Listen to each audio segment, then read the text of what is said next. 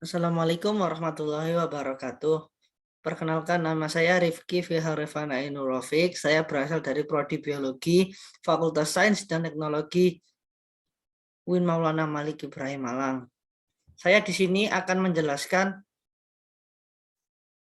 PPT tentang sholat sunnah dan sholat wajib untuk memenuhi tugas mata kuliah studi fikih yang dibimbing oleh Bapak Munirul Abidin. Di sini akan saya share screen.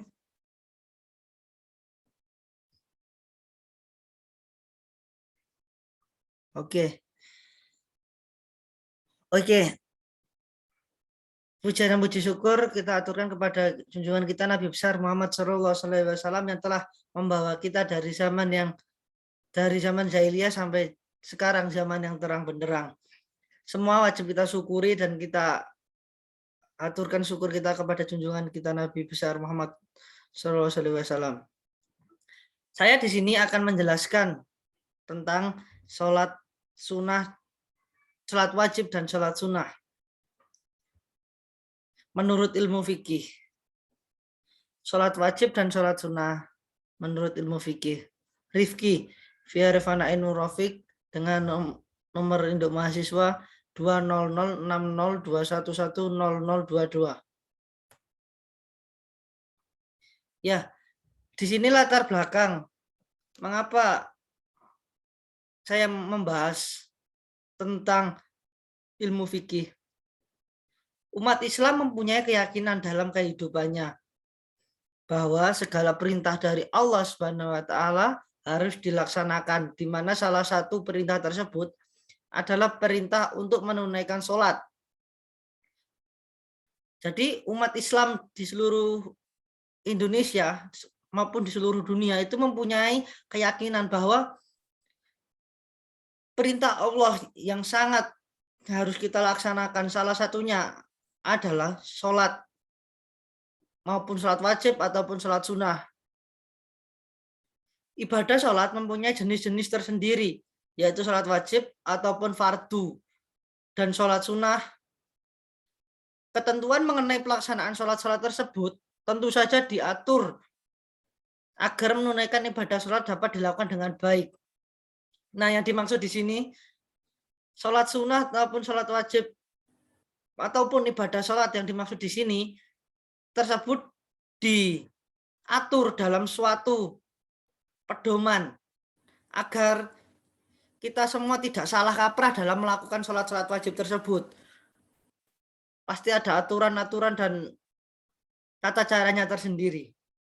Oke, yang ketiga, ketentuan tersebut diatur dalam ilmu fikih yang membantu umat Islam dalam menjalankan ibadah sholat agar dilakukan dengan benar sesuai dengan ketentuan yang diperintahkan oleh Allah Subhanahu wa taala.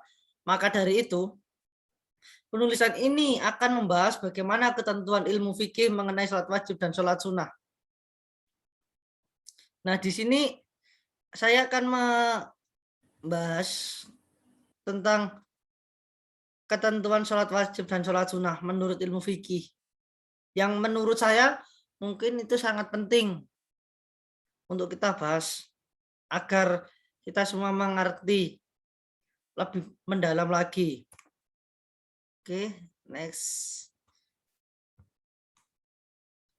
Oke.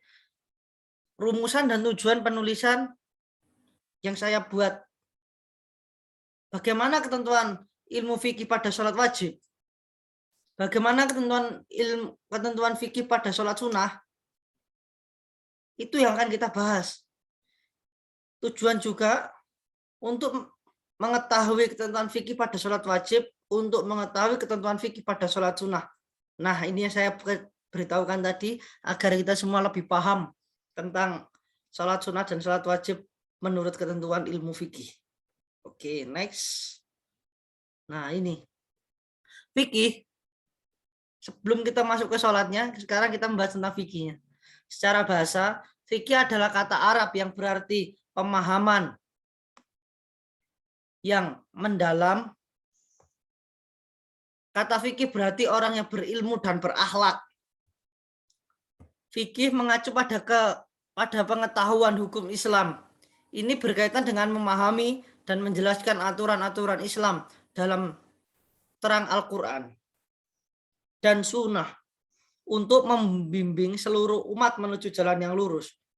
Nah, di sini berarti kita bisa menyimpulkan bahwa ini berkaitan dengan cara kita memahami aturan-aturan Islam dalam melakukan sholat sunnah maupun sholat wajib. Dengan kata lain, fikih adalah pemahaman dan pengetahuan kita tentang syariat Allah, tentang perintah-perintah Allah yang harus kita lakukan. Yang kedua, sholat. Sholat adalah ibadah harian yang diperintahkan kepada semua muslim sebagai salah satu dari 5 rukun Islam. Yang kedua, sholat mengacu pada doa. Sholat 5 waktu membentuk aspek sentral dan integral dari cara hidup umat Islam. Oleh karena itu tidak mengherankan bahwa itu datang setelah syahadat dalam rukun Islam. Nah, di sini berarti kita bisa memahami bahwa sholat 5 waktu membentuk aspek dari semua ataupun seluruh kehidupan kita yang mungkin menggambarkan untuk membentuk kita menjadi lebih baik lagi. Seperti itu. Next. Nah, secara garis besar, sholat terdiri dari beberapa macam, yaitu sholat fardu ain, dan fardu kifayah. Sholat sunnah mu'akkad, dan sholat sunnah ghairu mu'akkad.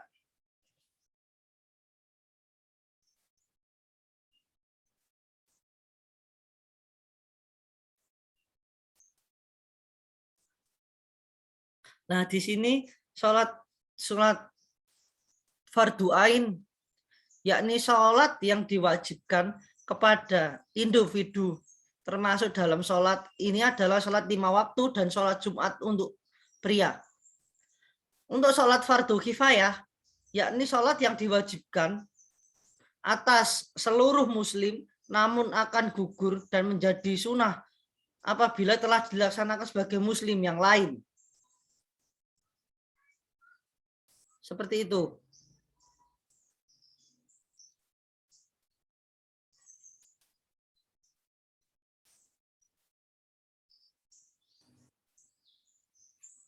Dan untuk sholat sunnah mu'akkad merupakan ibadah sunnah yang ditekankan hampir mendekati wajib, seperti sholat sunnah hari raya, sholat sunnah tawaf, dan sholat sunnah ghairul mu'akkad adalah sholat sunnah yang dianjurkan tanpa penekanan kuat, seperti sholat sunnah rawatib dan sholat sunnah khusuf. Seperti itu. Next. Nah, sholat wajib menurut ilmu fikih ada beberapa macam. Salah satunya sholat wajib terbagi menjadi 5, yaitu sholat sunnah duhur, sholat duhur, sholat wajib asar, sholat wajib maghrib, sholat wajib isya, dan sholat wajib subuh. Syarat wajib sholat yang harus kita ketahui. 1, Islam pasti, 2, balik, dan 3, berakhlak. Oke, next. Syarat sah sholat. Syarat-syarat sholat, syarat sahnya berikut.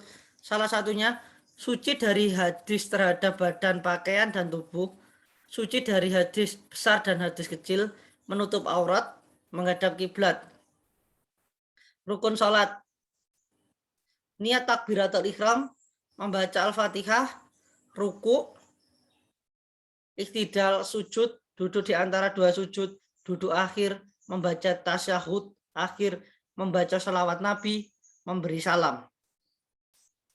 Itu keduanya dari syarat-syarat sholat dan rukun sholat.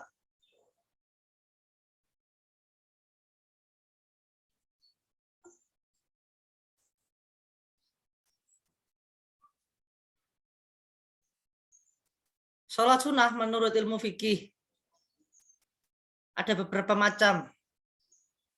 Sholat sunnah wudhu, sholat sunnah taubat, sholat sunnah duha, sholat sunnah tahajud, sholat sunnah rawatib, sholat sunnah istikharah, sholat sunnah mutahal, sholat safar, sholat sunnah tarawih, sholat sunnah gerhana, 2 gerhana, dan sholat sunnah witir, juga sholat sunnah istikharah.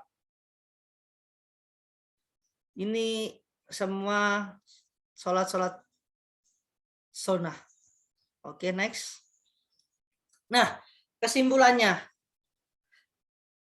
Kesimpulan dari PPT ini, sebagian rukun Islam bagi umat muslim, sholat harus dilakukan dengan mengetahui tata cara yang telah ditetapkan, di mana ketentuan tersebut lahir dari ilmu fikih yang menurut penafsiran ilmiah dari para ulama yang berasal dari Al-Quran hingga hadis Nabi yang memberikan kejelasan bagi umat muslim mengenai tata cara pelaksanaan sholat yang benar dan sah.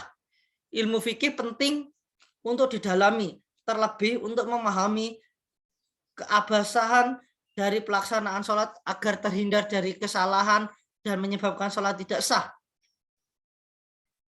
Jadi berhati-hati jika kita sholat, tetapi kita kurang paham ataupun belum memahami tentang syarat-syarat ataupun hal-hal yang membatalkan sholat. Karena tak ditakutkan kita saat melakukan sholat tersebut ada hal-hal yang mempengaruhi sholat kita tidak sah ataupun salah dalam melaksanakan sholat tersebut. Jadi saran yang dapat disampaikan adalah ilmu fikih dapat lebih disebarluaskan dalam instansi pendidikan baik formal maupun informal. Hal ini bertujuan agar generasi muda dapat memahami ilmu fikih terlebih dalam hal ibadah sholat agar bisa mengerjakan dengan benar dan sesuai dengan perintah Allah Subhanahu wa taala. Nah, dari saran yang ada berarti kita harus menyampaikan ataupun memberi edukasi agar ilmu fikih dapat lebih disebarluaskan dalam instansi pendidikan baik formal maupun informal. Dari anak kecil maupun yang sudah lansia yang mungkin, mohon maaf sebelumnya, masih kurang memahami tentang hal-hal tersebut. Agar tidak salah kaprah tentang persepsi kita mengenai sholat sunnah dan sholat wajib menurut ilmu fikih, yang mungkin ilmu fikih tersebut lebih mendalam dan lebih bagus jika kita laksanakan bersama. Oke, sekian presentasi dari saya. Terima kasih sudah melihat dan menyimak dan memperhatikan juga. Oke, sekian. Wallahu muwaffiq ila aqwamit thoriq. Wassalamualaikum warahmatullahi wabarakatuh.